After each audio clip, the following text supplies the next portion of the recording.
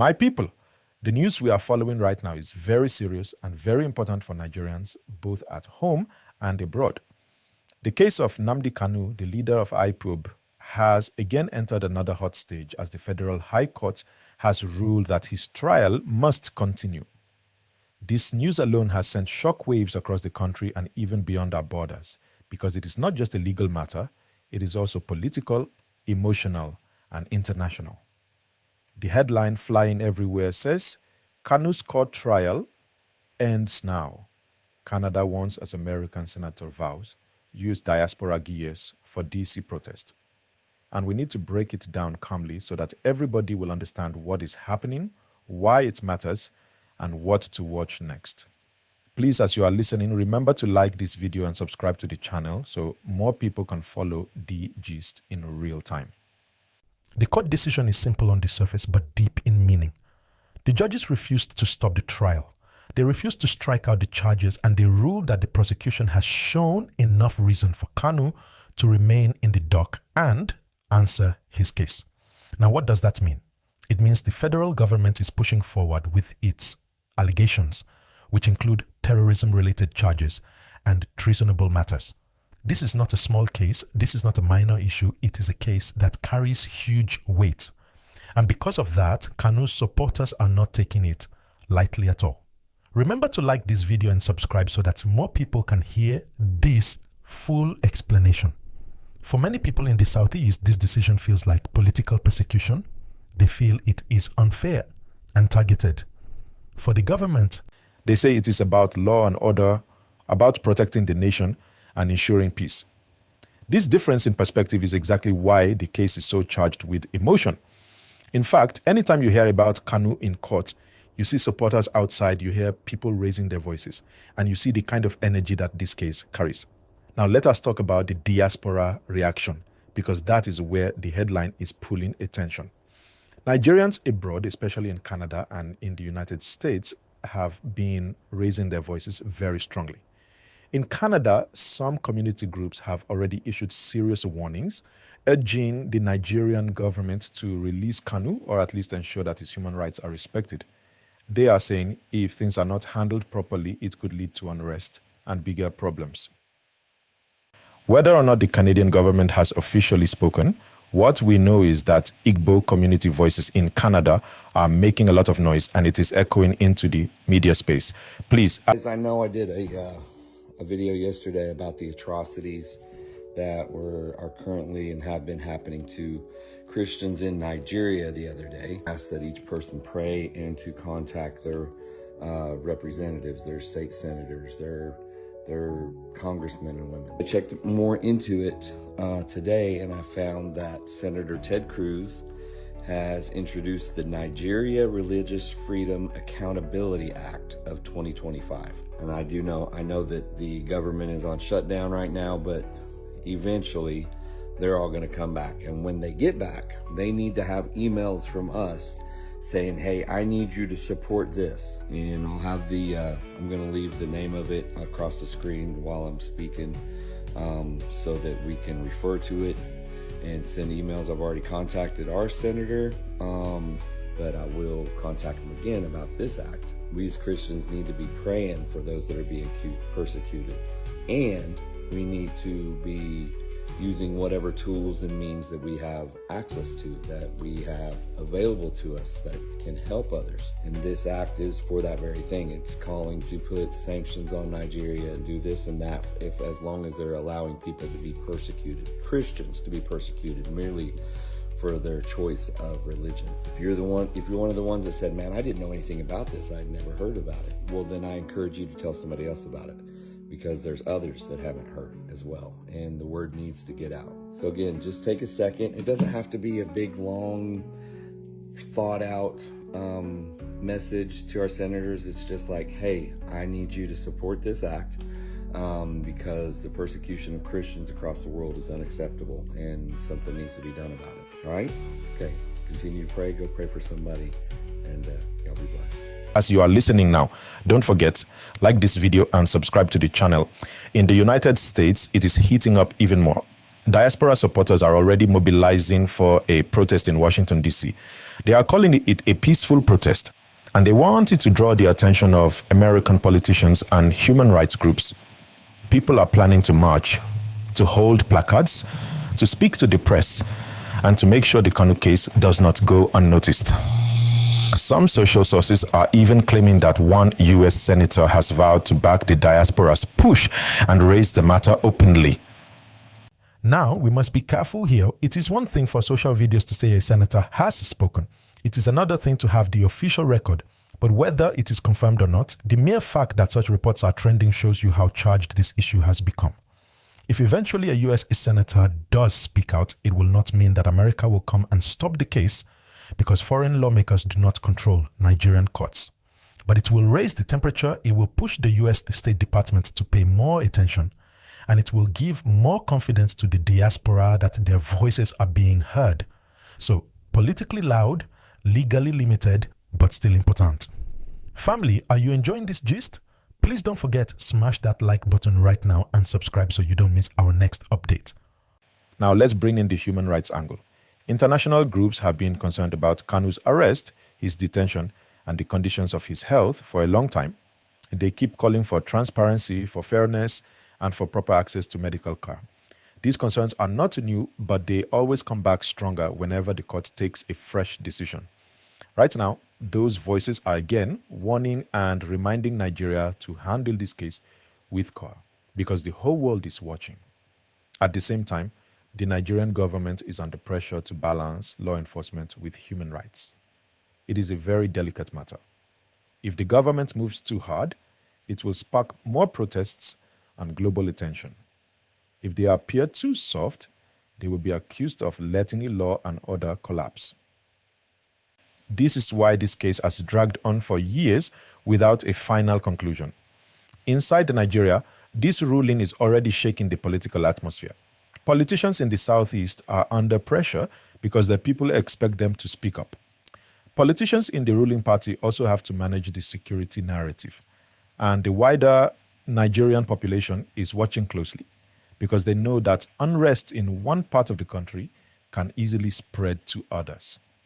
Please, as we are breaking this down, remember again, click like and subscribe to the channel, because this is how you will keep following the matter as it unfolds.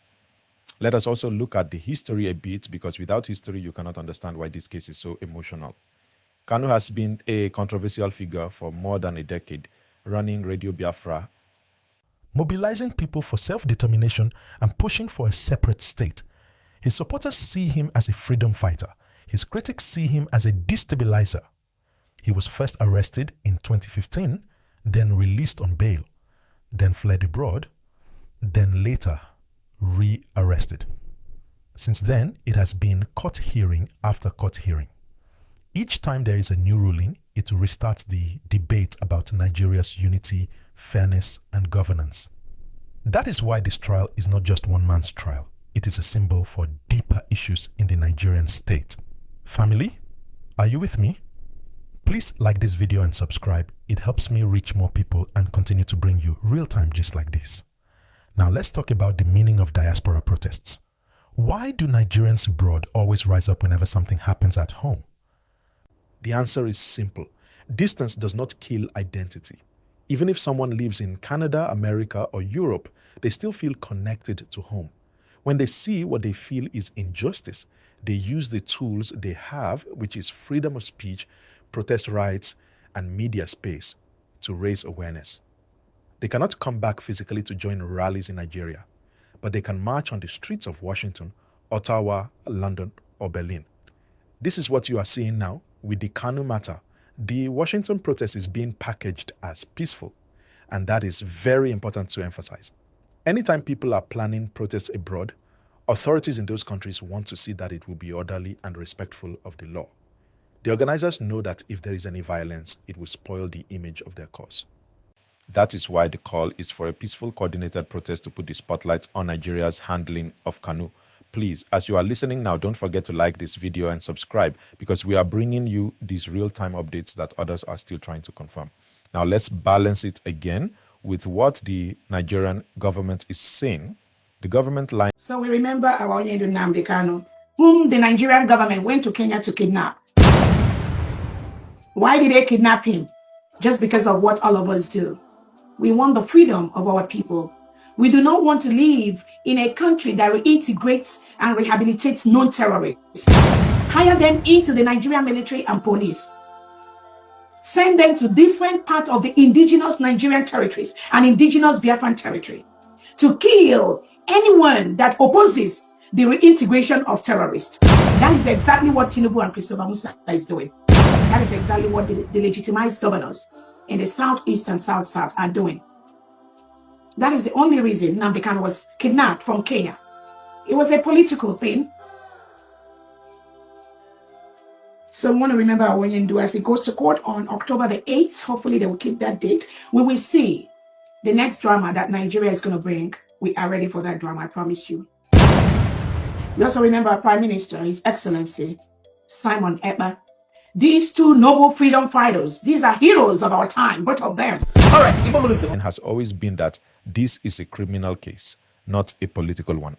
They say Kanu must face justice for his actions, especially with the accusations of inciting violence and running an unlawful group.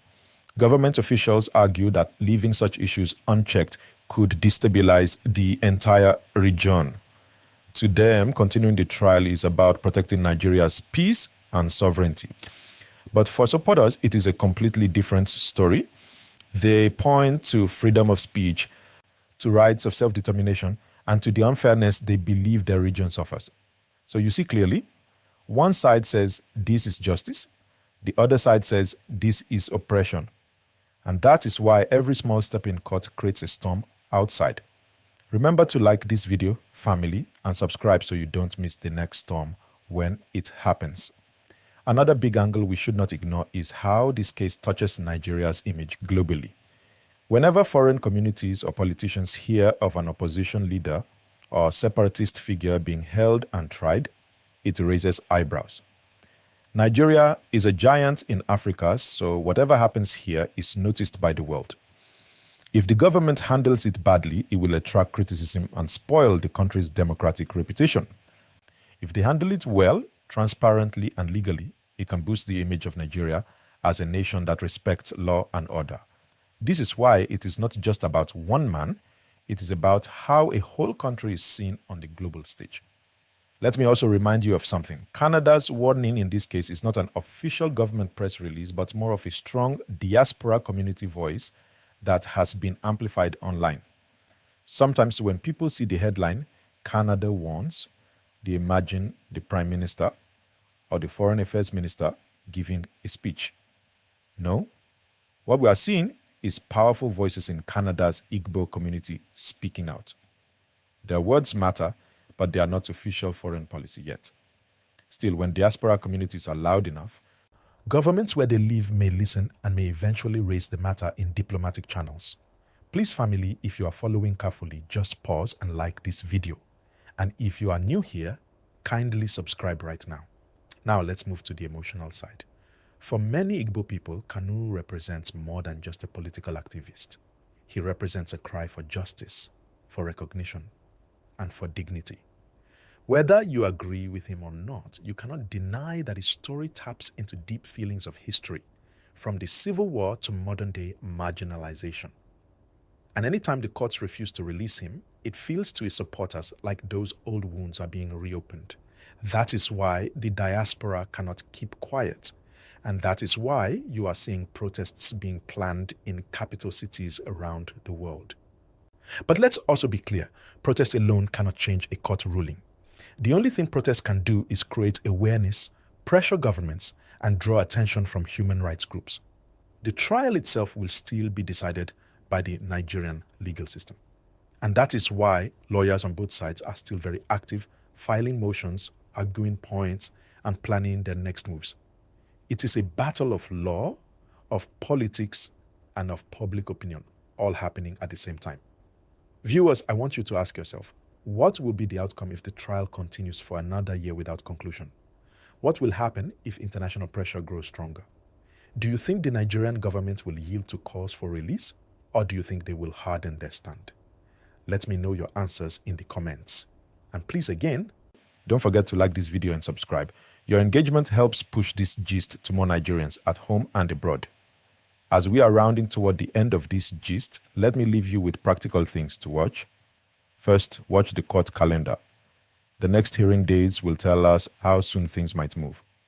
Second, watch official statements from Nigeria's Ministry of Justice and Presidency. Those are the voices that show the government's true plan. Third, watch Diaspora social pages for how big the protests will be. If they are massive, they will get more attention. Fourth, watch foreign governments' official channels. If they make official comments, that is when the pressure gets real. And finally, watch how peaceful everything remains, both at home and abroad. Because peace is what will keep this matter under control. So family, the gist is simple but heavy. The court has insisted Kanu must face trial. Diaspora is rising in anger. Canada voices are warning an American senator may be stepping in, and human rights groups are circling back to remind Nigeria that the world is watching. This is the drama. This is the reality, and it is unfolding right before our eyes. I will continue to watch this story, and I promise to update you as soon as new confirmed information comes out. Please, before you leave, kindly like this video right now, subscribe to the channel if you haven't, and share this gist with your friends and family.